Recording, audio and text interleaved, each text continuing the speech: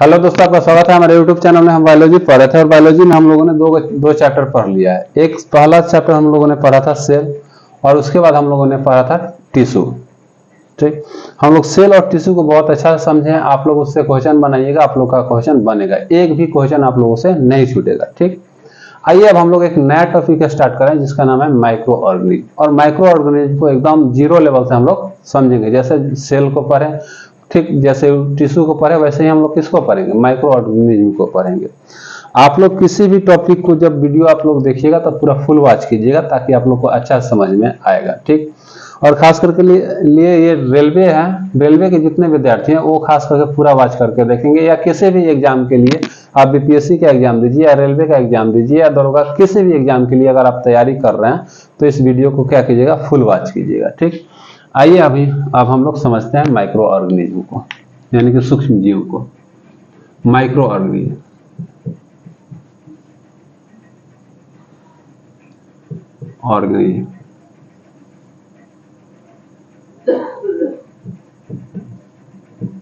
इसे हिंदी में कहते हैं सूक्ष्म जीव। सूक्ष्म जीव, इसे हिंदी में क्या कहते हैं, सूक्ष्म जीव। अब हम लोग समझते हैं कि सूक्ष्म जीव किसे कहेंगे। तो वैसा जीव जिसको हम नंगा आंख से नहीं देख सकते हैं, यानी कि खाली आंखों से हम लोग नहीं देख सकते हैं, उसे क्या कहेंगे, सूक्ष्म जीव कहेंगे। क्या कहेंगे, सूक्ष्म जीव कहेंगे। जैसे हम अभी पढ़ा रहे हैं, नंगा आंख कहने का मतलब कि जैसे अभी हम पढ़ा रहे हैं तो हम कुछ ना चश्मा उसमें कुछ नहीं पहने, तो ये मेरा क्या है, नंगा आंख है, यानी कि खाली आंख है। कोई चीज की सहायता न लेके, बिना सहायता के किसी भी जीव को हम लोग ना देखें, उसे क्या कहते हैं हम लोग, माइक्रो ऑर्गेनिज्म कहते हैं। क्या कहते हैं, माइक्रो ऑर्गेनिज्म कहते हैं। हम ऐसे भी कह सकते हैं माइक्रो ऑर्गेनिज्म को, यानी कि वैसे जीव जिसको देखने के लिए माइक्रोस्कोप की आवश्यकता पड़ता है, उसे हम लोग क्या कहते हैं, सूक्ष्म जीव कहते हैं। क्या कहते हैं, सूक्ष्म जीव कहते हैं। यानी कि वैसा जीव जिसको देखने के लिए माइक्रोस्कोप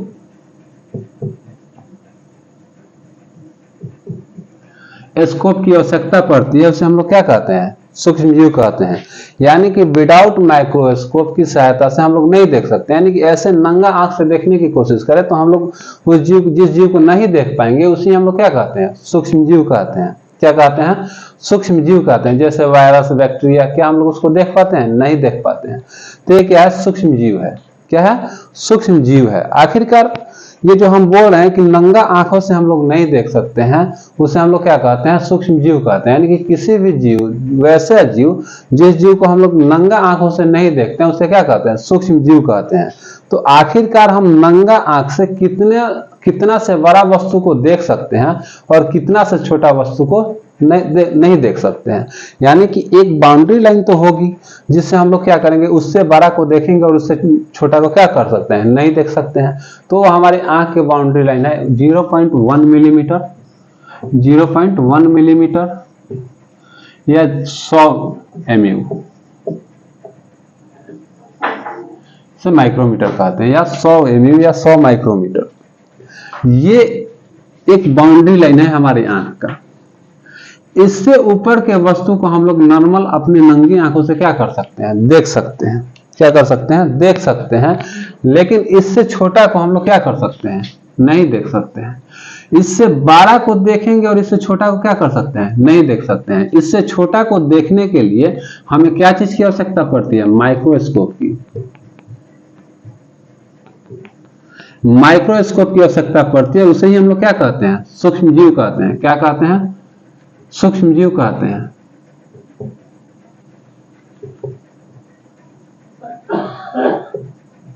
माइक्रो ऑर्गेनिज्म कहते हैं, यानी कि सूक्ष्म जीव कहते हैं।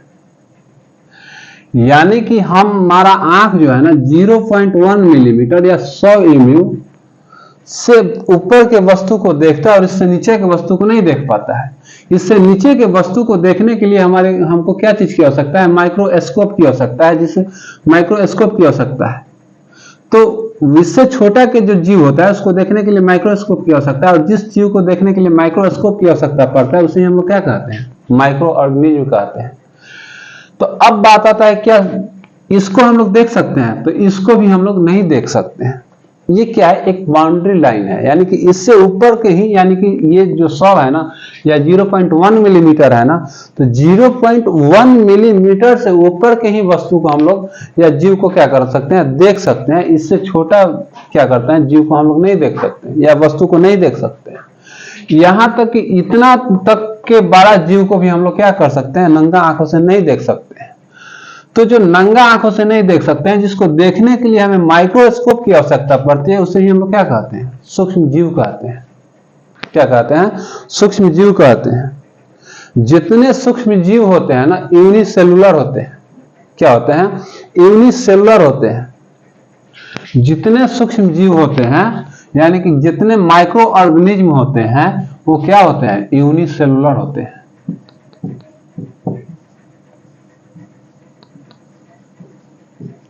यूनिसेलुलर यानी कि एक कोशिकीय जीव होते हैं।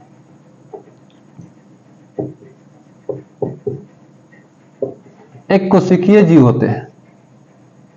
क्या होते हैं, एक कोशिकीय जीव होते हैं। जितना माइक्रो ऑर्गेनिज्म देखिएगा ना, या वो क्या होंगे, एक कोशिकीय जीव होंगे। जब हम आप लोग को सेल पढ़ा रहे थे, यानी कि जब हम आप लोग को कोशिका पढ़ा रहे थे, उस टाइम हम बतलाए थे कि एक कोशिका को देखने के लिए हमें क्या चीज की आवश्यकता पड़ती है, सूक्ष्म जीव की आवश्यकता पड़ती है, सॉरी माइक्रोस्कोप की आवश्यकता पड़ती है। एक सेल को देखने के लिए हमें माइक्रोस्कोप की आवश्यकता पड़ती है। तो जो एक सेल को देखने के लिए जो माइक्रोस्कोप की आवश्यकता पड़ती है, उसे हम लोग क्या कहते हैं, यूनिसेलुलर। यानी कि एक कोशिका को देखने के लिए हमें माइक्रोस्कोप की आवश्यकता पड़ती है। और यहां भी माइक्रो ऑर्गेनिज्म को देखने के लिए हमें क्या चीज की आवश्यकता पड़ती है, माइक्रोस्कोप की आवश्यकता पड़ती है। और वो माइक्रो ऑर्गेनिज्म क्या होते हैं, यूनिसेलुलर होते हैं, यानी कि एक कोशिकीय होते हैं। क्या होते हैं, एक कोशिकीय होते हैं, ठीक ना।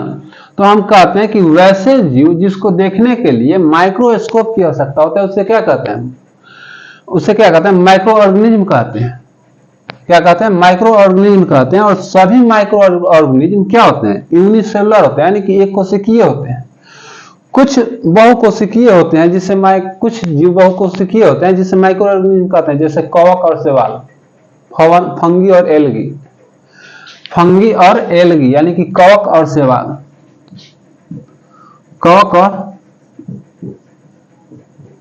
शैवाल, ये मल्टी सेलुलर होते हुए, यानी कि बहुकोशिकीय होते हुए हम लोग इसको क्या करते हैं, यूनिसेलुलर में पढ़ते हैं। लेकिन कुछ को, अधिकांश क्या होते हैं, अधिकांश मल्टी सेलुलर होते हैं। अधिकांश मल्टी सेलुलर होते हैं, यानी कि क्या होते हैं, बहुकोशिकीय होते हैं। लेकिन कुछ होते हैं जो कि हम लोग क्या करते हैं, इसको माइक्रो ऑर्गेनिज्म में पढ़ते हैं। ये जितने माइक्रो ऑर्गेनिज्म है, जैसे कि वायरस क्या है, माइक्रो ऑर्गेनिज्म है। बैक्टीरिया क्या है, माइक्रो ऑर्गेनिज्म। पूरा अगर हम माइक्रो ऑर्गेनिज्म की बात करें, ये बैक्टीरिया की बात करें, माइक्रो ऑर्गेनिज्म हमारे लिए बहुत जरूरी है।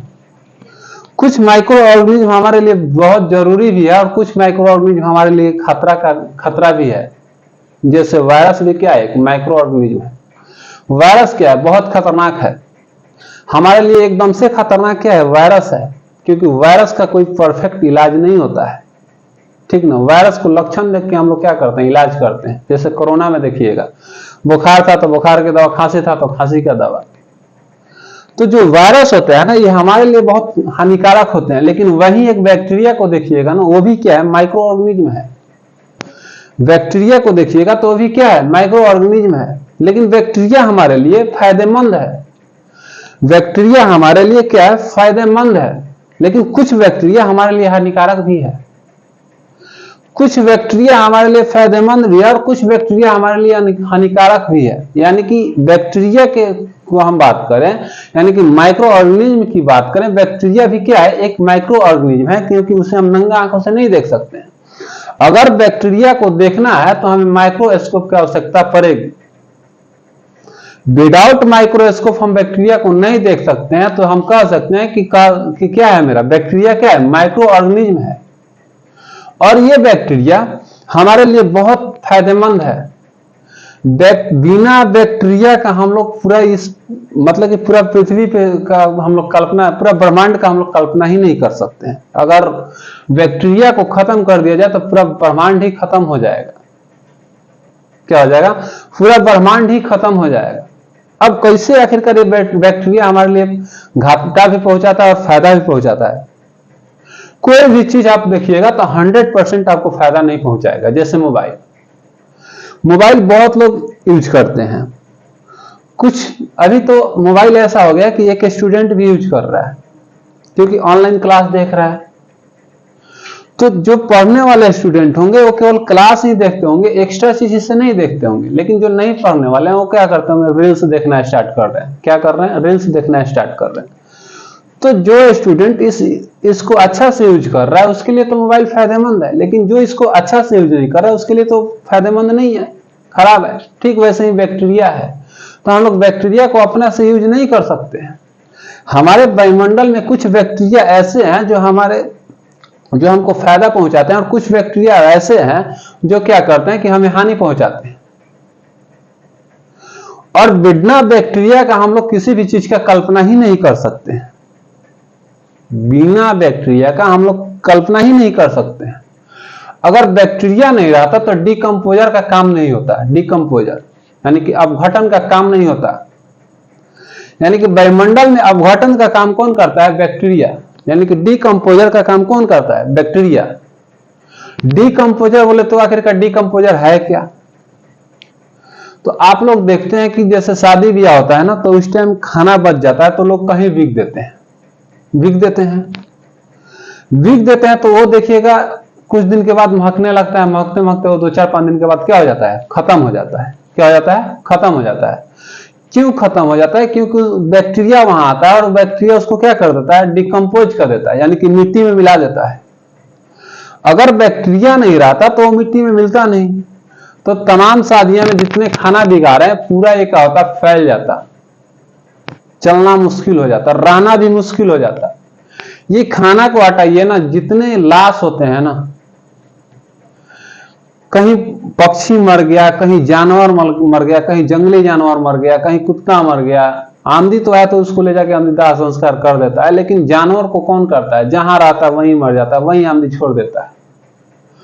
तो आखिरकार ये जानवर को जहां छोड़ दिया जाता है, जो मर जाता है वहां 4-5 दिन के बाद वो क्या हो जाता है, खुद खत्म हो जाता है।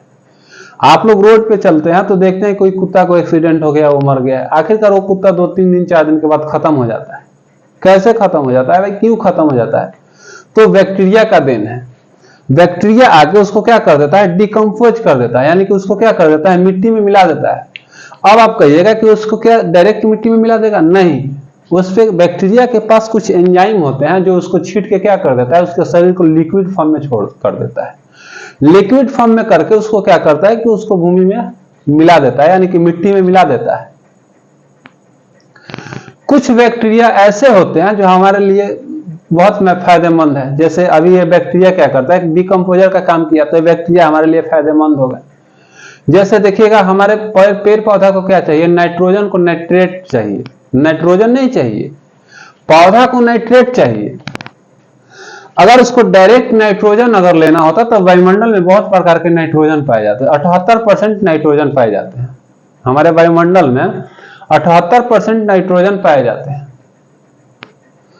ये अगर पेड़ पौधा को लेना होता डायरेक्ट नाइट्रोजन तो नाइट्रोजन की कोई कमी ही नहीं थी। तो आखिरकार उस नाइट्रोजन को नाइट्रेट में कौन तोड़ता है, तो बैक्टीरिया तोड़ता है। अब कौन बैक्टीरिया तोड़ता है आपको हम बतलाएंगे।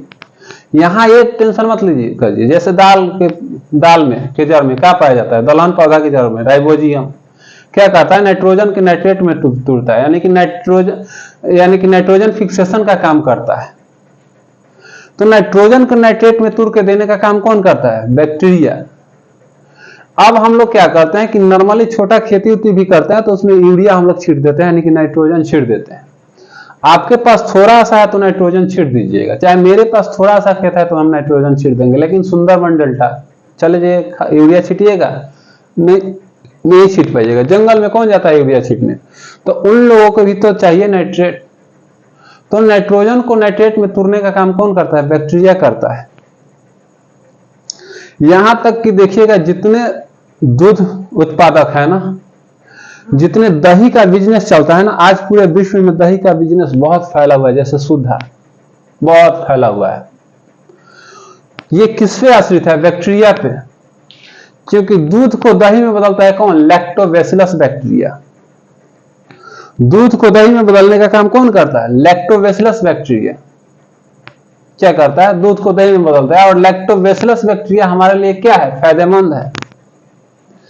ये दूध को छोड़िए, जितना मेडिकल इंडस्ट्रीज देख रहे हैं ना, जितना मेडिकल इंडस्ट्रीज बैक्टीरिया पे ही रोका हुआ है। यानी कि जितना एंटीबायोटिक आज बन रहा है ना, तो 90% एंटीबायोटिक की अगर हम बात करें तो ये 90% एंटीबायोटिक बैक्टीरिया से निर्माण होता है। बिना बैक्टीरिया का एंटीबायोटिक का निर्माण होना संभव नहीं है। यानी कि होता है, लेकिन 90% बैक्टीरिया से ही होते हैं एंटीबायोटिक का निर्माण। एंटीबायोटिक इंजेक्शन का जो निर्माण होता है या एंटीबायोटिक दवाओं का जो निर्माण होता है वो बैक्टीरिया से होता है। कितना? 90%। 90% क्या होता है? बैक्टीरिया से निर्माण होता है। और जिस बीमारी पे एंटीबायोटिक काम नहीं करता है वो बीमारी हमारे लिए बहुत डेंजर हो जाता है। जैसे वायरस, वायरस पे एंटीबायोटिक काम ही नहीं करता है। देखिए वायरस क्या खत्म होता है? नहीं होता है। तो जिस बीमारी पे एंटीबायोटिक दवा काम नहीं करता है वो बीमारी हमारे लिए क्या हो जाता है? खतरनाक हो जाता है, बहुत खतरनाक हो जाता है। ठीक ना? और ये सभी एंटीबायोटिक किससे बनते हैं? बैक्टीरिया से। सभी एंटीबायोटिक किससे बनते हैं? बैक्टीरिया से बनते हैं। आप देखिएगा मिठाई उठाई में या गुटखा उटका में अच्छे से सुगंध को भर दिया जाता है। किसके वजह से? बैक्टीरिया की वजह से, रैपनिंग के वजह से, सूक्ष्मजीव की वजह से, माइक्रो ऑर्गेनिज्म की वजह से। रैपनिंग एक प्रक्रिया होता है जिसमें सुगंध, मिठाई में क्या किया जाता है? सुगंध भरा जाता है। किससे भरा जाता है? माइक्रो ऑर्गेनिज्म से। बैक्टीरिया क्या है? माइक्रो ऑर्गेनिज्म है। बैक्टीरिया क्या है? माइक्रो ऑर्गेनिज्म है। वायरस क्या है? माइक्रो ऑर्गेनिज्म है। लेकिन वायरस हमारे लिए हमेशा हर्जा ही करता है, क्षति ही पहुंचाता है। ठीक ना? तो ये है माइक्रो ऑर्गेनिज्म। यानी कि माइक्रो ऑर्गेनिज्म हमारे लिए फायदेमंद भी है और क्या है? खतरनाक भी है। अब आइए पहले हम लोग समझते हैं वायरस को। सबसे पहले हम लोग माइक्रो ऑर्गेनिज्म में किसको समझेंगे? वायरस। यानी कि वायरस से हम लोग समझते समझते क्या निकल जाएंगे? बैक्टीरिया बैक्टीरिया को पढ़ते हैं हम लोग निकल जाएंगे। तो सबसे पहला वायरस हम देख रहे हैं वेरीवाइड। सबसे पहला वायरस वेरीवाइड।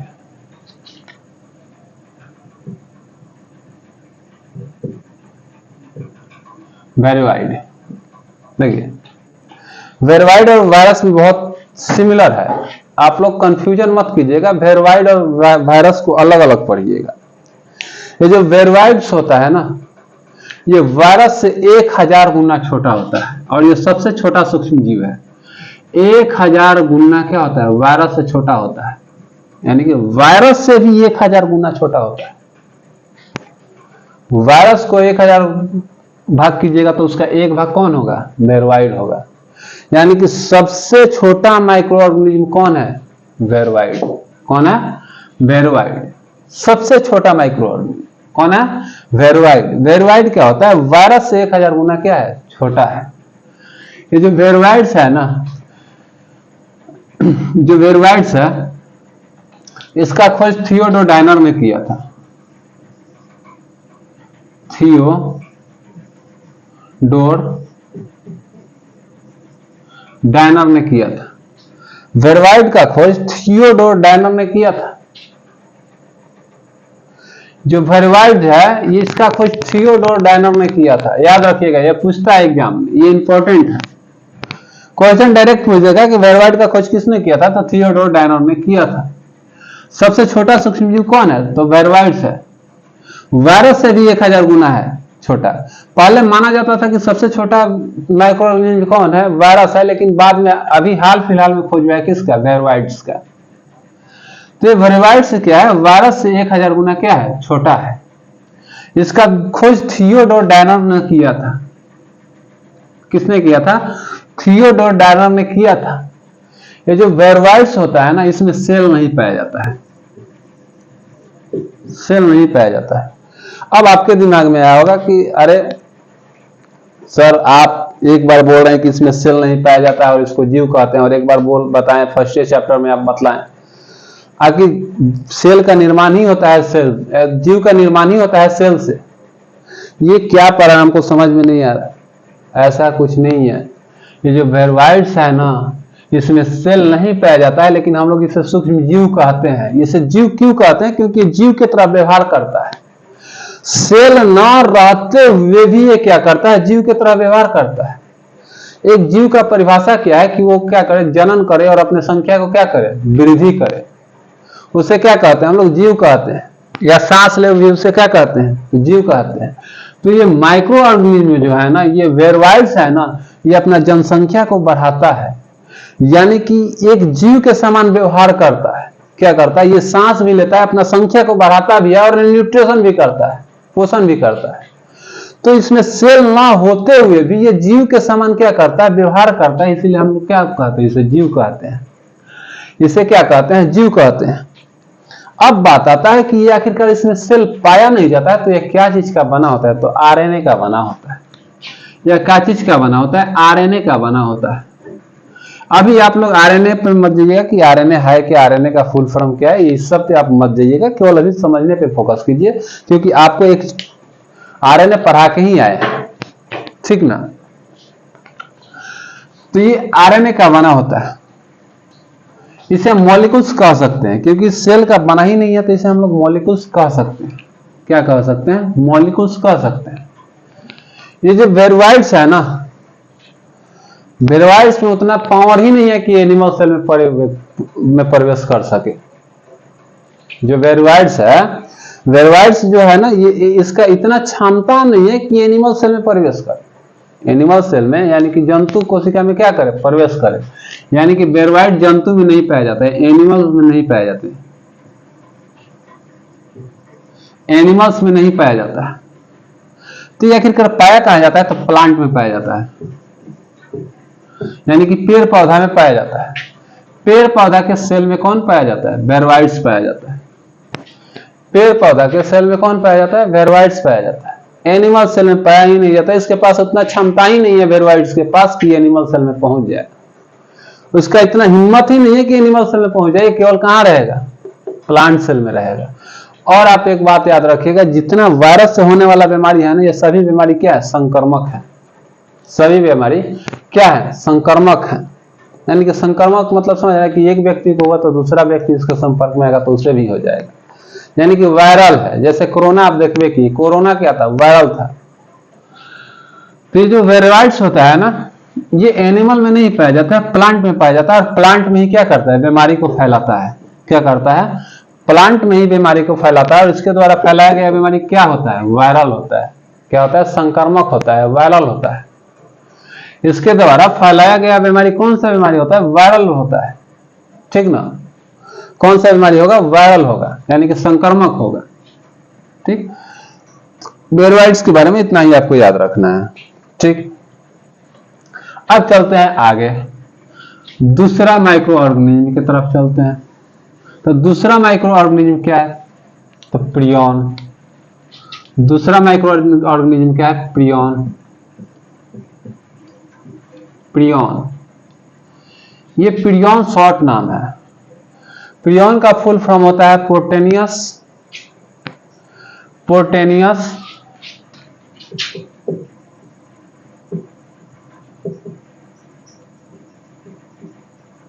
इन्फेसियस बॉडीज।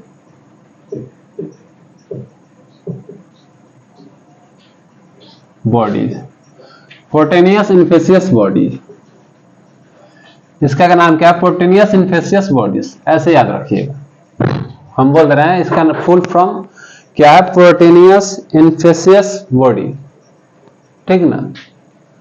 ये प्रोटीन में भी सेल नहीं पाया जाता है। क्या नहीं पाया जाता? प्रोटीन में सेल नहीं पाया जाता। प्रोटीन में सेल नहीं पाया जाता। और आखिरकार ये प्रोटीन बना क्या चीज का होता है? तो प्रियॉन बना होता है प्रोटीन का। क्या चीज का बना होता है? प्रोटीन का। प्रियॉन में सेल नहीं पाया जाता है, यानी कि प्रियॉन भी क्या है? मॉलिक्यूल्स है। सेल पाया ही नहीं जाता है तो क्या है? मॉलिक्यूल्स है। और इसे जीव क्यों कहते हैं? क्योंकि जीव की तरह व्यवहार कर रहा है। जीव की तरह प्रियॉन क्या करता है? व्यवहार करता है, यानी कि अपना जनसंख्या को बढ़ाता है, शोषण करता है और न्यूट्रिशन भी करता है। तो ये जो प्रियन है ना, प्रियन में सेल नहीं पाया जाता, यानी कि हम इसे कह सकते हैं कि ये भी क्या है, एक मॉलिक्यूल्स है। क्या है? मॉलिक्यूल्स है। ये जो प्रियन होता है ना, प्रोटीन का बना होता है। प्रियन क्या होता है? प्रोटीन का बना होता है। प्रोटीन का बना होता है प्रियन। प्रियन में कोई सेल नहीं होता है। ये प्रियन जो होता है ना, समान प्रोटीन का नहीं होता है। ये समान प्रोटीन का नहीं बना होता है। समान प्रोटीन होता है ना, 20 एमिनो एसिड मिलकर बनाता है।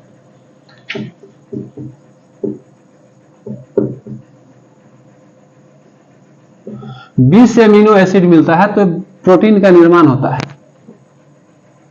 20 एमिनो एसिड मिलके एक प्रोटीन का निर्माण करता है, यानी कि हमारे शरीर में, बॉडी में 10 + 10 मिलता है, यानी कि एक होता है आवश्यक प्रोटीन और एक होता है अनावश्यक प्रोटीन। तो हमारा 10 प्रकार के प्रोटीन शरीर नहीं निर्माण कर लेता है, जिसे क्या कहते हैं? अनावश्यक प्रोटीन। और जो 10 प्रकार के प्रोटीन को निर्माण नहीं करता उसे कहते हैं आवश्यक प्रोटीन। और ये हम लोग क्या करते हैं? खाना के द्वारा लेते हैं। क्या करते हैं? खाना के द्वारा लेते हैं। तो ये 10 मिलकर क्या करता है? 20 एमिनो एसिड का निर्माण करता है। और 20 एमिनो एसिड मिलकर क्या चीज का निर्माण करता है? प्रोटीन का निर्माण करता है। तो ये जो प्रियन है ना, समान प्रोटीन का नहीं बना है, क्योंकि समान प्रोटीन 20 एमिनो एसिड का मिलकर 20 एमिनो एसिड से मिलकर बना होता है। ये 254 एमिनो एसिड से मिलकर प्रोटीन बना होता है। क्या होता है? 254 एमिनो एसिड से मिलकर बना प्रोटीन होता है। एक विशेष प्रकार के प्रोटीन प्रियन में पाया जाता है। 254 एमिनो एसिड का क्या होता है? 254 एमिनो एसिड से मिलकर क्या करता है? प्रोटीन का निर्माण करता है, यानी कि ये विशेष प्रकार का प्रोटीन है। ये साधारण प्रोटीन नहीं है। ये क्या है? ये हमारा साधारण प्रोटीन है, ये नहीं है। और ये बहुत खतरनाक है प्रियन। और प्रियन प्लांट में नहीं पाया जाता है। प्लांट में नहीं पाया जाता है। आप इससे पहले पढ़े थे वेरोवाइट्स, जो केवल प्लांट में ही पाया जाता था, लेकिन प्रियन प्लांट में नहीं पाया जाता है, केवल एनिमल में पाया जाता है। एनिमल में पाया जाता है, यानी कि पौधा में ये नहीं पाया जाता है, केवल जंतु में पाया जाता है। किस में पाया जाता है? जंतु में पाया जाता है, यानी कि एनिमल में पाया जाता है। ये जो प्रियन होता है ना, कि ये प्लांट में नहीं पाया जाता और एनिमल में पाया जाता है, और ब्रेन को डिस्टर्ब करता है। ब्रेन यानी कि मस्तिष्क को, ब्रेन को डिस्टर्ब करता है। किसको करता है? पूरा ब्रेन को डिस्टर्ब करता है। ठीक ना? कौन? प्रियन। प्रियन जो होता है ना, ब्रेन को डिस्टर्ब करता है, यानी कि आके ब्रेन के ऊपर अटैक करता है। और ये कहां पाया जाता है? यानी कि ब्रेन में पाया जाता है प्रियन। प्रियन कहां पाया जाता है? ब्रेन में पाया जाता है। ठीक ना? ये प्रियन जो होते हैं ना, 2 प्रकार के होते हैं। प्रियन 2 प्रकार के होता है। एक होता है PRPC, एक होता है PRPSC। प्रियन 2 प्रकार के होता है। एक होता है PRPC और एक होता है PRPSC। प्रियन जो होते हैं ना, 2 प्रकार के होते हैं। एक होता है PRPC और एक होता है PRPSC। जो PRPC होता है ना, ये खतरनाक नहीं होता है। खतरनाक नहीं होता है। लेकिन PRPSC क्या होता है? खतरनाक होता है। और ये PRPSC खतरनाक होता है। क्यों होता है? क्योंकि इसमें आदमी पागल हो जाता है। यानी कि जिस एनिमल को होगा वो एनिमल क्या हो जाएगा? पागल हो जाएगा। क्या हो जाएगा? पागल हो जाएगा। ये बहुत डेंजर बीमारी है, क्योंकि ये ब्रेन को ही प्रभावित करता है। और एक बार अगर ब्रेन में कुछ भी हो जाता है तो वो ठीक नहीं होता है, क्योंकि ब्रेन क्या चीज का बना होता है? न्यूरॉन का बना होता है। ब्रेन में कुछ भी होता है तो ठीक नहीं होता है, क्योंकि ब्रेन में सेल डिवीजन नहीं होता है। हमारे शरीर में सबसे ज्यादा सेल डिवीजन लीवर में होता है, और सबसे कम सेल डिवीजन ब्रेन में होता है। ना बराबर डिवीजन होता है। और वो भी डिवीजन होता है तो एक ग्लियल सेल पाया जाता है, जो ब्रेन में क्या करता है? सेल डिवीजन का काम करता है। हमारे शरीर में सेल डिवीजन का होना बहुत आवश्यक है, लेकिन किसी भी चीज को हद से ज्यादा हो जाए तो क्या हो जाता है, बीमारी हो जाता है। जैसे सेल डिवीजन हो रहा है ना, अगर ये सेल का डिवीजन एक्स्ट्रा हो जाए तो कहीं कहीं गांठ निकल जाएगा। अगर वो शरीर के बाहर है तो कोई दिक्कत नहीं है, अगर शरीर के अंदर रह जाए, यानी कि शरीर के अंदर ही सेल डिवीजन करके अंदर ही रह जाए, तो उसे क्या कहते हैं, ट्यूमर, एक तरह का कैंसर कहते हैं, ठीक ना। तो ये जो प्रियन होता है ना, तो हमारे ब्रेन को ही क्या करता है, प्रभावित करता है, और ब्रेन में कुछ भी हो जाता है तो ठीक नहीं होता है, ठीक ना। और हमारे पूरा शरीर को कंट्रोल कौन करता है, ब्रेन ही करता है। कौन करता है, ब्रेन करता है, और उसी को ये क्या करता है, प्रभावित करता है। एनिमल के सभी, एनिमल में जितने एनिमल्स होते हैं तो उनके ब्रेन को प्रभावित करता है कौन, प्रियन। प्रियन भी दो प्रकार के होता है, पीआरपीसी और पीआरपीएससी। जो पीआरपीएससी खतरनाक होता है, पीआरपीसी खतरनाक नहीं होता है। लेकिन आप ये टेंशन में मत रहिए कि पीआरपीसी अगर हमको हो गया तो हम सेफ हैं। ये कभी भी चेंज हो सकता है, किसमें, पीआरपीएससी में। पीआरपीसी कभी भी चेंज हो सकता है, किसमें, पीआरपीएससी में। अब ये क्या करता है, ब्रेन को प्रभावित करता है और आदमी को क्या कर देता है, पागल कर देता है। यानी कि एनिमल्स को क्या कर देता है, पागल कर देता है, ठीक ना। ये जैसे देखिए, अब कुछ में बीमारी जैसे आदमी को पागल कर देगा तो बीमारी हो जाता है। तो मानव में कोबा डिजीट, मानव में प्रियन से होने वाला बीमारी को क्या कहते हैं, कोबा। क्या कहते हैं, कोबा। भेड़ बकरी में प्रियन से होने वाले रोग को क्या कहते हैं, एस्कॉर्बिक डिजीट। क्या कहते हैं, एस्कॉर्बिक डिजीट। गाय और बैल में होने वाले, ये प्रियन से होने वाले बीमारी को क्या कहते हैं, made cow digit. Made cow digit. क्या कहते हैं, मेड काउ डिजीट, ठीक। आप लोगों को प्रियन समझ में आएगा, प्रियन इतना ही, ठीक। अब वायरस से हम लोग नेक्स्ट वीडियो में समझेंगे। आज भर के लिए इतना ही।